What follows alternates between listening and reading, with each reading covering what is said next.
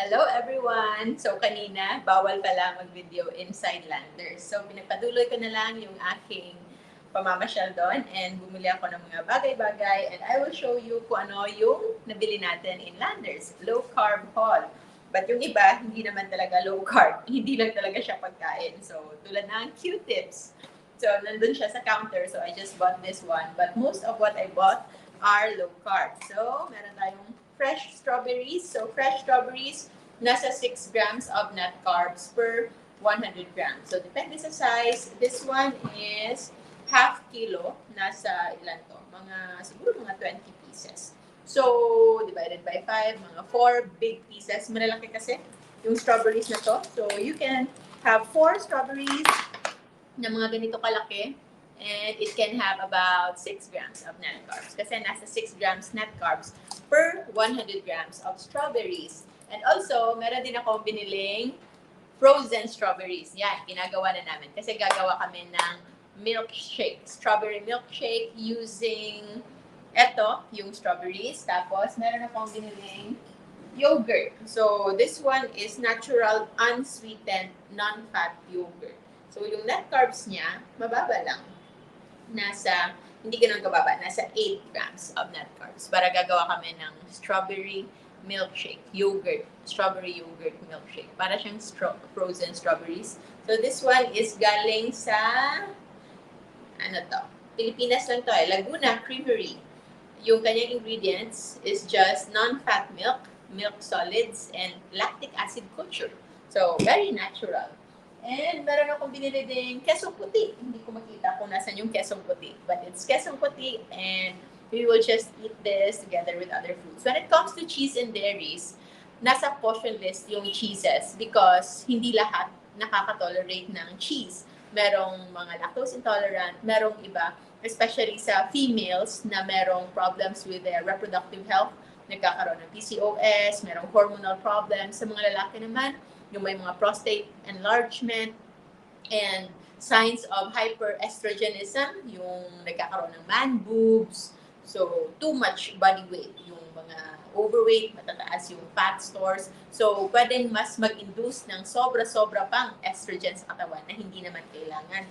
So, for those populations specifically, try to avoid milk. Milk is not essential. Hindi siya required. Mabubuhay tayo ng walang milk. The only essential milk is para lang sa mga baby. Yung breast milk talaga. It's part of our evolution by nature. Breast milk is a natural food for young ones. But yung cow's milk and these kinds of cheese and dairies na related to milk, this is just a somewhat modern day na siya na-acquire natin. So that's why may mga tao na lactose intolerant talaga because yung genetics talaga natin is not really used to consuming milk and cheese and dairies. And it's by nature addicting kasi nga kung hindi siya masarap, hindi tutubo, hindi lalaki yung mga bata. So that's why we are really designed to love milk, to look for milk. And that makes it even more in our caution list that when we consume cheese and dairies and milk products, we have to be very mindful kung anong epekto nito sa ating katawan. What else did we have? So, kumuha tayo ng mga fresh meat. So, this one, kasi ito yung, I think, medyo mahirap hanapin when it comes to local markets. Yung mga beef belly. So, tingnan nyo, ang tataba. So, iba't ibang klase ng beef belly. So, yung pangalan niya is either pang samgyupsal cut or sukiyaki cuts.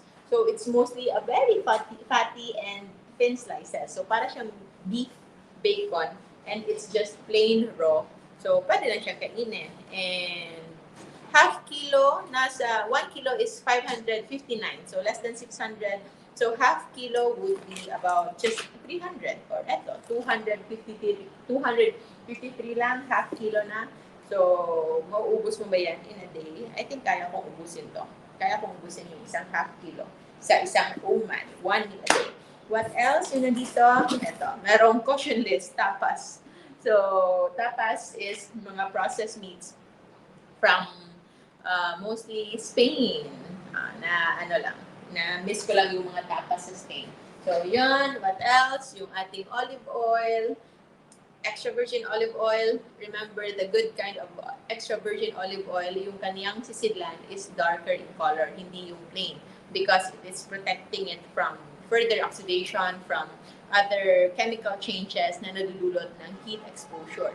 So, it is designed this way para mas ma-preserve talaga yung olive oil. But pwede naman siya for cooking, for light cooking. In fact, yung olive oil nga is mataas nga yung kanyang heat na saturation point na para ito ay maging makonsider as unhealthy na. Pero we just promote extra virgin olive oil for raw consumption para mas ma-maximize natin yung full benefit. But if you compare, for example, olive oil and canola oil for cooking, then mas mabuti pang olive oil na lang. Pero buti na lang, mahal yung olive oil sa Pilipinas at mas mura yung coconut oil. So, coconut oil is our safest oil. Hindi ako bumili ng coconut oil kasi marami pang coconut oil dito. So, what else? Ito kanina, so the garlic chips. I think lahat ng ulam, mas sasarap talaga kapag merong garlic. No? Although, alam ko yon pero hindi ko rin araw-araw ginagawaan kasi yung garlic kasi kailangan mo pang i-preserve, tsaka, kailangan pang lutuin. But tostadong garlic, I think it can level up any food na nandyan na. Lahat masarap with garlic. And meron na naman akong binili. Parati akong bumibili doon, pero hindi naman namin ginagamit. Parang feeling ko lang, siguro it's still part of my previous self na feeling ko, hindi ako mabubuhay ng walang kung ano-ano matatamis dyan. But seldom actually do we consume anything sweet. But nakita ko lang to because it is stevia and erythritol. So it's just a good combination. So 2.4% yung stevia and the rest is erythritol. Kasi yung erythritol is a low-calorie, zero sugar, low-calorie kind of sweetener. 0 calories din siya, pero hindi siya kasing tamis ng sugar. So, yung stevia naman, it's 600 times sweeter than natural sugar, pero meron siyang natural bitter taste. So, that's why yung stevia leaf, na I think meron sa inyo, merong mga tanim na stevia leaf, ito ay consumed usually with mixture. So, blended siya. Kasi sobrang tamis niya, but it has bitter taste. So, to neutralize, usually, yung minimix sa stevia would be erythritol or allulose. So, yun yun. Or monk fruit.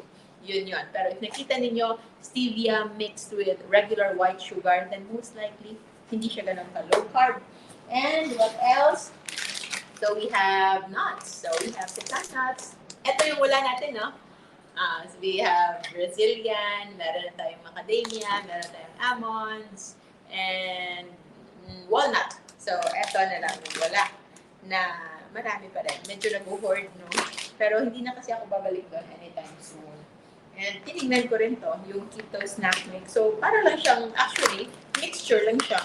Pareho lang siya ng kung anong nandyan, except for the pumpkin seeds.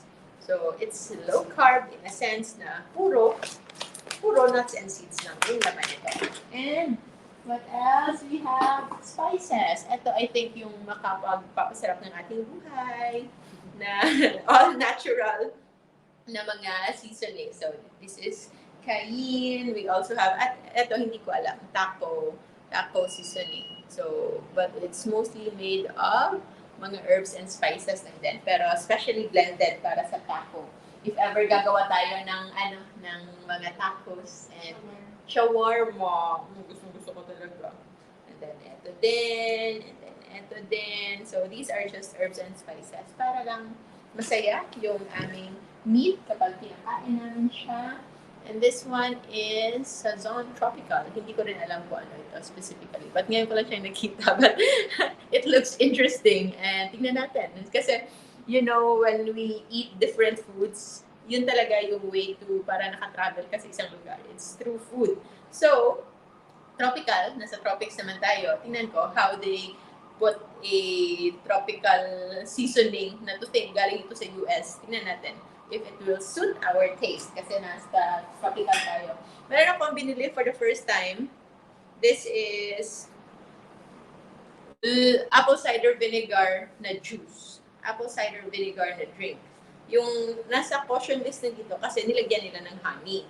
But when you think about overall na proportion, nasa 9 grams net carbs per serving per 240 ml bottle. So actually, nasa 3 to 4 grams lang siya ng net carbs per 100 ml. So if you compute it in that sense, pwede siyang low carb if sa ganong proportion na yun. Because yung low carb is 5 grams per 100 ml or less. So this one, 250 ml, merong 9 grams. So you divide that. Ganon. Hindi pala. So, 240, 120, hindi. Per bottle pala is 18. So, medyo mataas siya ng konti. Pero, pwede naman. Anyway, isa lang yung binili ko and there's how many of us? 5? 5 siguro. So that we can just taste. Kaya lang, merong ginger eh. Gusto ko sana yung plain lang, kaya wala sila ng plain. Ano lang, yung lemon ginger. I think hindi ko ito magugustuhan. Pero that's why, isa lang yung binili natin. And meron akong biniling isa na ngayon ko pa lang din susubukan. So, something to do with nuts. Medyo mahilig talaga ako sa nuts, no? Buti na lang hindi na tayo nagre-react masyado sa nuts. So, meron akong isang nuts. Because of all nuts, mostly low carb yun. But there's one nut na somewhat pasok naman with low carb. Pwede siyang ma-incorporate, but it can be inflammatory. So, it will include peanuts. So, peanuts can be inflammatory because meron nga siyang lectins. Mataas siya sa lectins. And mataas din siya. It can have some oxalates and then meron siyang mga aflatoxins that can be damaging to liver sa mga taong meron ng liver injuries. But for those na wala namang liver injuries at hindi naman nag-alcohol at wala namang problems with their liver, we can accommodate some nuts from time to time. So meron na akong nakita doon. Peanut butter powder. Hindi ko alam. Hindi ko alam kung saan ko ito gagamitin. But this is reduced fat. So at least wala na siyang fat. Para siyang yung protein na lang. Yung protein part. The protein and the fiber that is in peanut butter. So the oil in peanut butter na wala na. Kasi nga it's in powdered form already. So again, when it is already processed, it is no longer ideal. Especially sa mga meron pang sakit. But this one, wala naman akong sakit. And tinitingnan ko lang, what can we do about this? We will see kung ano ito. And so far, as long as you take it with caution, and then titingnan natin how I will react. And one thing na nandito, yung kanilang nilalagay na ingredients is just peanut flour, coconut oil or palm oil, salt, and meron siyang kakaunting sugar. And the sugar is just small. So, as long as kontian nyo lang, it's 2 grams per 2 tablespoon. So, per tablespoon, isang kutsara, 1 gram lang. So, very, very small only. Take in moderation. So, I think, yun lang yun. Yung ating, meron pa palang last.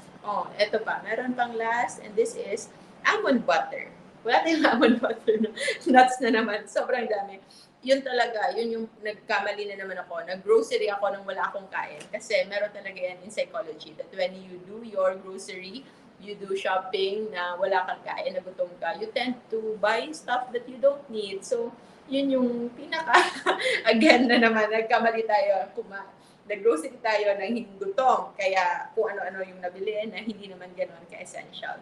But I hope you get to know which ones are safe, which ones are in our caution list para more likely, yung health natin hindi ma-jeopardize. Mostly yung mga processed foods dito, na like this one, pang ano lang to, pang for security, parang sense of security na if ever meron kang gusto o ganyan, at least you have like lesser evil as compared to the ones in the danger list talaga. So, but the happy parts here are the meat. Ito yung pinaka-excited kong kainin anytime soon, kaya lang marami pang kainan eh. Yun yung problema natin. So many good food, but so little time. Parati nila akong tinatanong kung hindi ba daw ako nag-cheat, hindi ba daw ako nag-excuse. Kasi in the hospital, in the operating room, parating maraming pagkain. Always maraming food na dinadala. And nakikita nga nila, hindi talaga ako sumasabay. Sumasabay ako sa kanila, but I don't eat the ones they eat. And it's not a question of me na hindi ako nag-cheat o gusto ko but pinipigilan ko yung sarili ko. Actually, it's no longer a question of that. Hindi na talaga ako interested sa mga cakes, breads na regular, sa rice. Hindi na talaga ako interested doon because sa totoo lang, sobrang daming low-carb food na ang sarap-sarap kainin. Sobrang nakakatakam. Low-carb na safe and low-carb na portion. And that's why, kulang na kulang nga yung oras para ma-savor mo yung mga masasarap na pagkain na yon. And so, hindi talaga ako. There's no point on me cheating kasi nga, sa safe food pa lamang, kulang na yung panahon ko to eat because you only eat once or maximum of twice a day. So, this is my low carb haul in Landers. Bawal palang mag-ano doon. Sorry ha, hindi ko talaga sinasadya yun. So, thank you so much everyone. If ngayon lang kayo naka-learn about all the stuff that's in here, like about oil, about nuts, about cheese and dairies, why they are in caution list, the berries that are natural pero caution list pa din kasi pwede kayo mag-overeat. Everything in here, everything that I tell you, na-outline na to in our masterclass. So, maraming salamat for all of you who are joining our masterclass. And pasensya po for all of those na hindi na-attend agad-agad, especially after they register. Medyo may pinagdadaanan lang yung mga admins nating iba, but we will get back to you and we hope to serve you even better.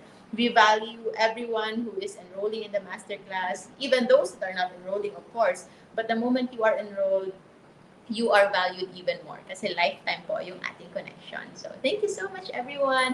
If you wish to know more, message nyo lang po yung admins natin. And always remember to stay low carb so that we all stay safe. I have to go na. Thank you. Bye.